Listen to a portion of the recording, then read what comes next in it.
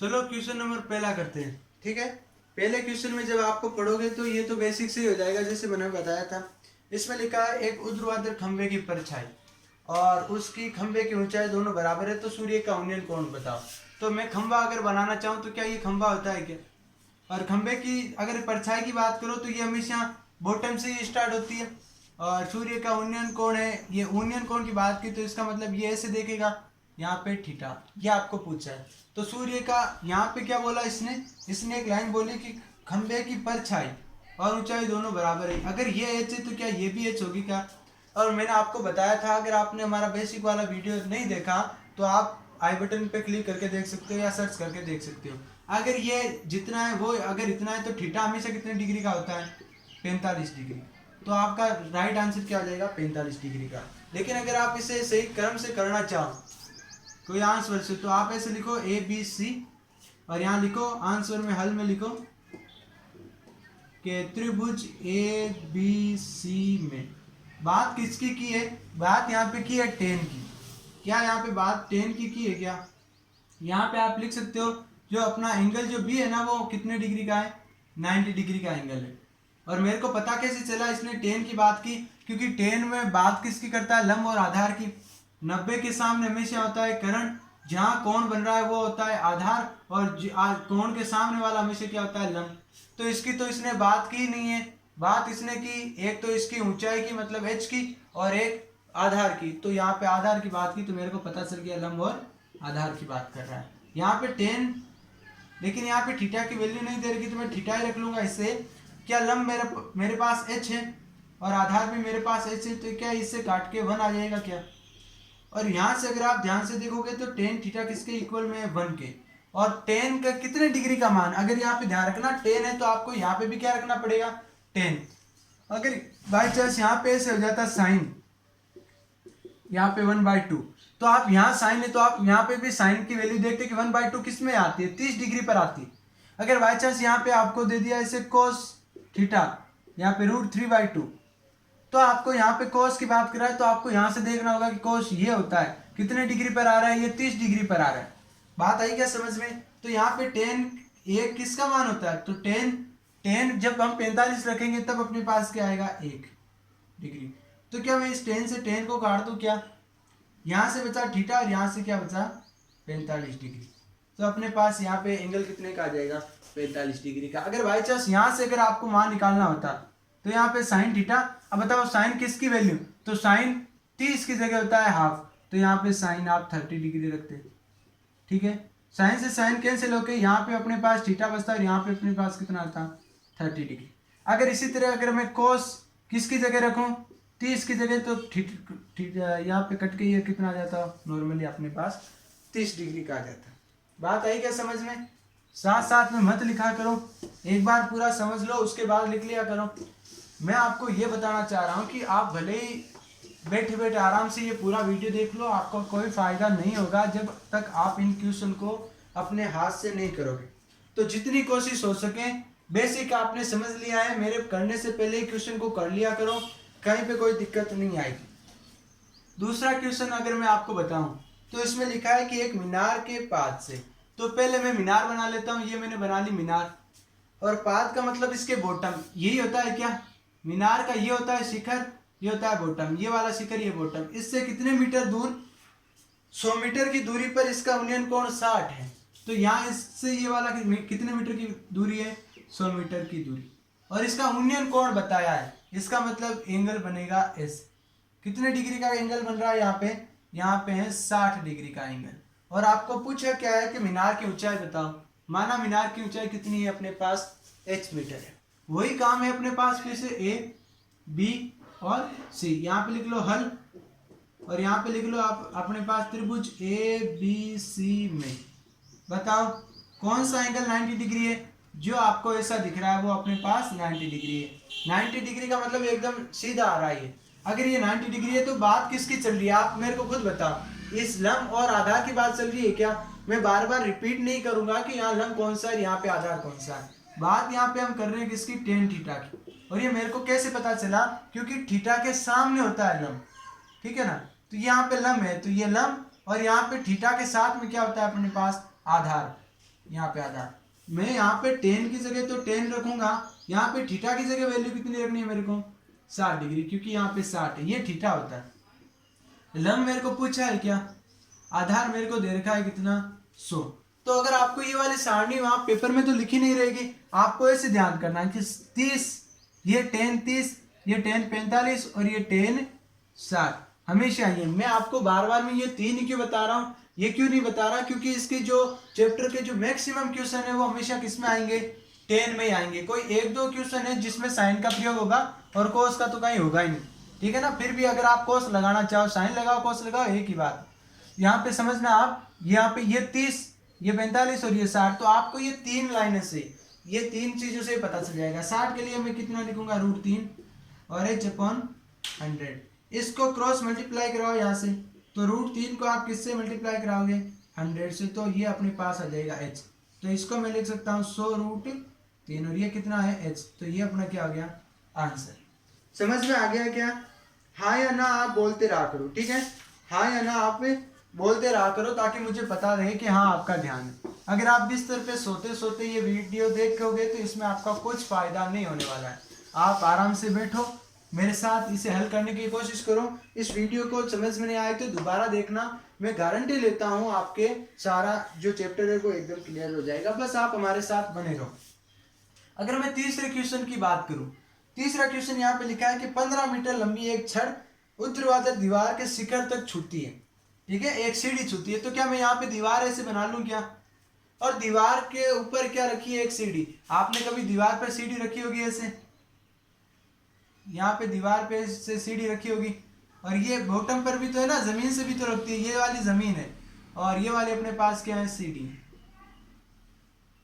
ये वाली सीढ़ी रखनी।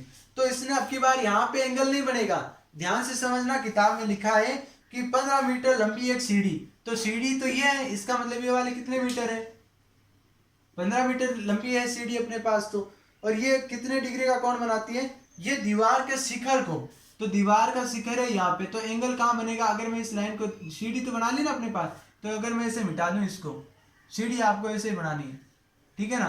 तो यहाँ पे कितने डिग्री का कोण बन रहा है, ये अपने पास 60 डिग्री का कोण बन रहा है। 60 डिग्री का बन रहा है क्या कोण। तो आपको मीनार यहाँ पे किसकी बतानी है, तो दीवार की ऊंचाई बतानी है। तो दीवार की ऊंचाई आप मान लो यहाँ पे। अब मेरे को बताओ, अगर मैं इस चित्र को थोड़ा सा करेक्टली बनाऊं, मतलब थोड़ा सा बड़ा बनाऊं ताकि आपको दिखे, तो आप मेरे को बताना, ये दीवार है, यहाँ पे दीवार के ऊपर ये वाली सीढ़ी ऐसे लगी हुई है, और ये 15 मीटर ऊंची सीढ़ी है अपने पास। यहाँ पर एंगल बन रहा है 60 का। ये आपको पूछा है, बताओ कि यहाँ पे कितने डिग्री का एंगल 90 डिग्री का। अगर मैं इसे लिखूं A B और C, तो यहाँ पे अगर ये 90 डिग्री है तो इसके बारे में अब की बार आपको कर्ण दे रखा है एक, तो ठीक है, और एक यहाँ पे थीटा के सामने हमेशा, इसके सामने ये हमेशा क्या होता है लंब। ध्यान रखना, थीटा के सामने लंब होता है, जहाँ थीटा बनता है। पहले यहाँ पे थीटा बन रहा था क्या, तो अपने पास ये लंब होता था, क्यों, क्योंकि इसके सामने देखना था आपको, तो थीटा के सामने हमेशा लंब होता है। तो लंब की तो बात इसने की नहीं, इसने किसकी बात की, ये कर्ण है, ये लंब है, तो क्या ये आधार बचा क्या। तो बताओ आधार और कर्ण किस में होता है, आधार और कर्ण हमेशा कोस में होता है। तो अगर मैं इससे बात करूं कि त्रिभुज ABC में कोण भी तो अपने पास 90 डिग्री का एंगल है। यहाँ पे अब की बात की इसने किसकी, कोस की, क्यों, क्योंकि इसने आधार पूछा है और कर्ण आपको दे रखा है। बताओ कोस 60 का वैल्यू, बोलते रहा करो। यहाँ पे आधार की जगह h है और कर्ण की जगह कितना है 15। तो बताओ कोस 60 की वैल्यू क्या हाफ होती है क्या, क्या 1/2 होती है क्या, हाँ या ना बोलते रहा करो। अब आपको यहाँ से h की तो वैल्यू निकालनी है, तो क्या मैं इस 15 को यहाँ से मल्टीप्लाई कर दूं, तो 15 जब इसके आके 1 से गुणा होगा तो 15 ही होगा क्या। तो यहाँ पे 15/2 ऑप्शन है, 15/2 लगा लो, या फिर 15 का आधा क्या होता है 7.5 मीटर, एक ही बात है। क्या ये आपको समझ में आया क्या, क्या आपको समझ में आया क्या। इसका एक तरीका और है, अगर आपको एंगल यहाँ पे नहीं दे सकते, बताओ तीनों का मैंने सम कितना बताया था, अभी बेसिक वाले वीडियो आप दोबारा देखना। मैंने कहा था ये तीनों कितने के एंगल होते हैं 180 का, 180 में से 90 ये हो गया, तो ये 60 है, तो वापस ये कितना होगा 30। तो अब की बार ये साइन के लिए लंब और ये कर्ण, तो साइन 30 की जगह तो cos 60 रखो या साइन 30 रखो, दोनों की वैल्यू कितनी होती है अपने पास 1/2 1/2 ही होती है। तो आप दोनों ही तरीके से कर सकते हो। आप वीडियो के साथ बने रहना, हमेशा बोलते रहा करो समझ में आ रहा है कि नहीं आ रहा, ठीक है। और आ रहा है तो कमेंट कर दो नीचे कि हाँ सर ये भी समझ में आ रहा है ये, और जहाँ समझ में नहीं आता वहाँ पे आप कमेंट कर दिया करो सर इतने नंबर का क्वेश्चन मुझे समझ में नहीं आया। और ऐसा हो ही नहीं सकता कि अगर मैं आपको समझाऊं और आपको समझ में ना आए, तो अगर आपको समझ में ना आए तो आप वीडियो को दोबारा देख लिया करो। यहाँ पे आगे चौथा क्वेश्चन दे रखा है कि 10 मीटर ऊंची मीनार के शिखर से पृथ्वी पर एक बिंदु का अवनमन कोण है। अब की बार ध्यान रखना, अवनमन कोण की बात की है इसने। तो यहाँ पे मैं 10 मीटर ऊंची मीनार बना लेता हूँ, और धरती पर अवनमन कोण की बात की ना इसने, तो अवनमन कोण के लिए बेसिक वाला वीडियो देखो। यहाँ पे ऐसे और फिर यहाँ से नीचे आकर ऐसे, तो जो एंगल बनेगा यहाँ पे कितने डिग्री का बन रहा है, ये 30 डिग्री का।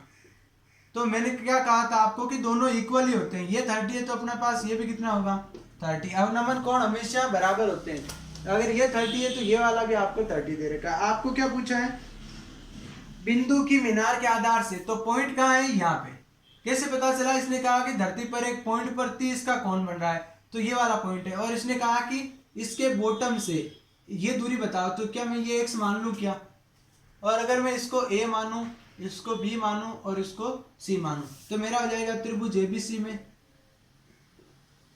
त्रिभुज ABC में कोण b कितने डिग्री का हुआ, ये हो गया मेरे पास 90 डिग्री। बताओ यहाँ पे साइन कोस टेन में से कौन सा लगेगा, आप सीधा बोल दोगे सर 10। क्यों लगेगा, क्योंकि इसने लंब की बात की है और आधार की बात की है, लंब दिया है आधार पूछा है। तो क्या मैं यहाँ पे 10 की जगह 30 डिग्री रख दूं क्या, और लंब की जगह कितना 10 और आधार की जगह कितना x। 30 डिग्री की जगह कितना वैल्यू होती है आपके पास 1/√3, और यहाँ पे 10 और x क्रॉस मल्टीप्लाई करवा, x को इधर गुणा करवाओगे √3 को इधर, तो यहाँ से बचेगा x, और यहाँ पे 10 के साथ में गुणा क्या हो जाएगा अपने पास √3। क्या ये अपना आंसर है क्या, क्या ये ऑप्शन में है क्या, 4 नंबर के ऑप्शन में है, तो आप यहाँ पे टिक लगा दो कि ये अपना राइट आंसर है। दोबारा से रिपीट कर रहा हूँ, 30 के लिए ये, 45 के लिए ये, और 60 के लिए ये। तो आपको बस ये ध्यान रखनी है, साइन के बारे में आपको ना के बराबर वैल्यूज मिलेगी, आपको केवल ये रखना है 10। समझ में आया क्या, ठीक है ना। तो आप हमेशा हर पल सीखने की गुंजाइश रखो, हर आदमी में सुधार की गुंजाइश है। तो देखो क्वेश्चन नंबर 5, यहाँ पे क्या लिखा है कि एक नदी के ऊपर एक पुल नदी के तट के साथ 45 डिग्री का कोण बनाता है। तो क्या मैं यहाँ पे पहले नदी बना लूं क्या, ये मैंने बना ली नदी, कैसे, ये नदी बह रही है अपने पास, ठीक है, इसमें थोड़ा थोड़ा ऐसे पानी भरा हुआ है, ये नदी ऐसे बह रही है, ठीक है, ये नदी ऐसे बह रही है। और ये क्या बन रहा है कि इसके ऊपर एक पुल बना हुआ है, जो पुल मैं अगर पुल की बात करूं तो ये मैं इस पानी को वापस मिटा रहा हूं ताकि आपको पुल जब मैं बनाऊं तब आराम से समझ में आए। ये पुल नहीं है, ये नदी बनाई अभी मैंने, ठीक है। और अगर मैं पुल की बात करूं तो क्या पुल ऐसा ही होता है क्या, अभी देखना, मैं पुल अगर बनाऊं तो आप मेरे को बताना क्या पुल ऐसा ही होता है क्या, आप मेरे को बताना क्या पुल ऐसा ही होता है। ये इसके ऊपर मैंने पुल बना दिया। अब इसने क्या कहा है कि नदी के तट के साथ 45 का कोण बनाता है, तो ये रही आपके पास नदी, ये रहा अपने पास पुल, तो क्या ये 45 डिग्री का कोण बना रहा है क्या, आप कहोगे हाँ सर बिल्कुल बना रहा है। इसने क्या पूछा है, यदि नदी के ऊपर पुल की लंबाई 150 मीटर है, तो अगर मैं इस पुल को, इस पूरे को मिटाकर यहाँ पे केवल अगर इतना ही लिखूं कि यहाँ पे इसकी लंबाई कितनी है, टोटल 150 मीटर दे रखी है ना, कि जितना नदी के ऊपर पुल है, नदी के ऊपर पुल तो बस इतना सही है, ये कितने मीटर है अपने पास 150 मीटर। तो आपको क्या बताना है, तो नदी की चौड़ाई बताओ, क्या नदी इतनी चौड़ी है क्या, क्या ये नदी इतनी चौड़ी है क्या, आप कहोगे हाँ सर बिल्कुल नदी इतनी चौड़ी है। तो क्या ये नदी अगर इतनी चौड़ी है तो क्या आपको यहाँ पे यही तो ज्ञात करना है, क्या आपको एक त्रिभुज दिख रहा है क्या, इसको x मान लो, मानो ये x मीटर चौड़ी है, आपको एक त्रिभुज दिख रहा है क्या, अगर मैं इन सबको अगर मिटा दूं, आपको तो पूरा डायग्राम रखना है, मैं तो आपको दिखा रहा हूं एक त्रिभुज, क्या आपको एक त्रिभुज दिख रहा है क्या, आपको अगर त्रिभुज दिख रहा है तो आपको 90 डिग्री का एंगल भी दिख रहा होगा। आप जैसा मैंने पहले चित्र बनाया उस पूरे चित्र को रखना और ऐसे नाप देना कि त्रिभुज ABC में यहाँ पे कोण बी कितने डिग्री का, 90 डिग्री का। अब मेरे को बताओ आप साइन कोस टेन में से कौन सा लगेगा। हमेशा 90 डिग्री के एंगल, इसका मतलब करण आपको दे रखा है, थीटा यहाँ बन रहा है और ये थीटा के सामने हमेशा क्या होता है, लंब। तो क्या आपको करण और लंब साइन में आता है क्या? करण और लंब किस में आता है, आपके साइन में। तो अगर मैं ऐसे बात करूं कि यहाँ पे कौन सा लगेगा अपने पास, साइन थीटा। क्यों लगेगा?